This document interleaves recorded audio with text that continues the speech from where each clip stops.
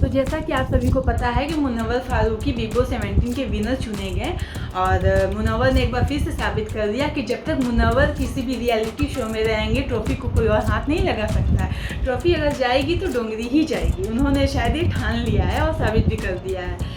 तो अच्छी बात है, बधाई हो मुनव्वर फारूकी जी को मेरे तरफ से और उनके सारे फैंस को, सारे डोंगरी वालों को बहुत बहुत बधाइयाँ। और अब बात कर लेते हैं कि मुनव्वर फारूकी के विनर घोषित होने के बाद डोंगरी में क्या हाल था। तो भाई डोंगरी में ऐसा हाल था कि जैसे ही इधर विनर घोषित हुआ उधर डोंगरी वाले सारे, मुझे लगता है पहले से ही सब रेडी थे कि जैसे ही विनर घोषित होगा हम सब रोड पे उधर पड़ेंगे।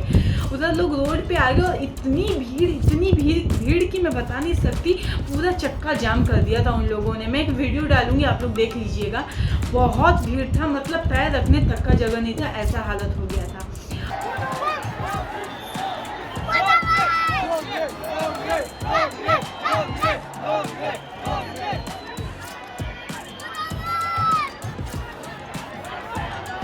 और फिर पुलिस को मजबूरन आके धारा 144 लागू करना पड़ा। सोचिए इतने लोग हैं मुनव्वर के लिए पागल। तो एक चीज़ आपको ये चीज़ समझनी पड़ेगी कि आप किसी भी रियलिटी शो में ना कितना भी अच्छा कर लो, कितने भी अच्छे इंसान हो या जो भी है, आपने अच्छी गेम खेली या जो भी है, पर अगर आपकी जनता है ना, लोग आपके सपोर्ट में है तो आप ही वो शो जीतोगे।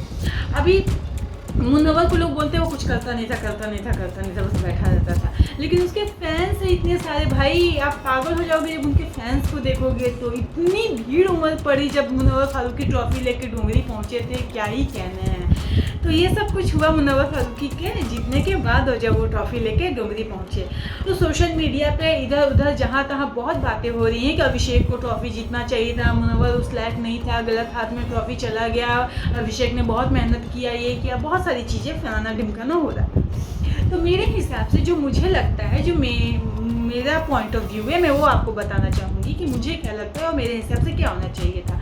वैसे मेरे ना लगने से क्या फ़र्क पड़ता है, बट फिर भी। और बात कर ले डिजर्विंग और नॉन डिजर्विंग की, तो शुरू से लेकर लास्ट तक अभिषेक बहुत एक्टिव रहे हैं और बहुत ज़्यादा उन्होंने अच्छे से गेम को भी खेला है, एकदम सीरियसली गेम को लिया है। और बात करें मुनव्वर फारूकी की, तो उनको ज़्यादातर सोए हुए पाया गया है, ज़्यादा वो किसी के मुद्दे में पड़ते नहीं थे। बस अगर जहाँ ज़रूरत भी पड़ती थी तो वो नहीं बोलते थे, बस निकल लेते थे साइड से। और सब लोग बस यही बोलते थे कि हमेशा सोया हुआ पाया जाता है गार्डन एरिया में या कहीं लिविंग एरिया में, इधर उधर देख लो बैठा हुआ पाया जाता है। तो ठीक है, जो भी चीज़ें हैं, बट वही मैं जैसा कि मैंने बताया कि भाई जिसके सपोर्ट में जनता रहेगी, जिसके फैन बेस ज़्यादा रहेंगे, वही जीतेगा।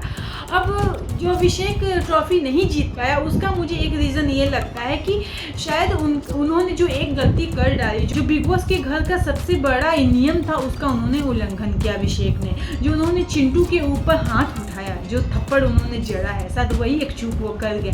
आप क्या होता है कि आप लाख अच्छी चीज़ें कर लो, 100 अच्छी चीज़ें कर लो, 10 अच्छी चीज़ें, पर उसमें से एक गलती आपके ऊपर भारी पड़ सकती है। वही गलती मुझे लगता है कि अभिषेक के ऊपर भारी पड़ गई, और अगर वो नहीं करते तो शायद उनका चांस था जीतने का और जीत सकते थे, क्योंकि बहुत ज़्यादा लोग उनको भी बोल रहे थे कि अभिषेक विनर होना चाहिए, लोग उनको सपोर्ट भी कर रहे थे। पर अगर मैं मुनव्वर की जनता देखूँ ना और उनके फैन बेस, तो मुझे नहीं लगता कि अभिषेक के इतने होंगे। खैर ये तो मेरा पॉइंट ऑफ व्यू और मेरी समझ है कि शायद ऐसा हुआ, इस वजह से अभिषेक नहीं जीतता है, और वो तो अभिषेक बाबू ही बताएंगे। तो ये चीज़ें हुई है। बात कर लेते हैं अंकिता जी की। तो अंकिता जी तो भाई आप लोग देखें ही, जब आउट हुई तो कैसे उनका मुंह बना हुआ था। और आप बताइए कि आपको क्या लगता है कि क्या ट्रॉफी सही हाथों में गई है? क्या मुनव्वर फारूकी इस ट्रॉफी को डिजर्व करते हैं या अभिषेक को ये ट्रॉफी मिलनी चाहिए थी? आपकी जो भी राय है आप कमेंट बॉक्स में हमें लिख के जरूर बताएं। और अगर आपको मेरे वीडियोज़ अच्छे लगते हैं तो मेरे चैनल को भी सब्सक्राइब कर लें।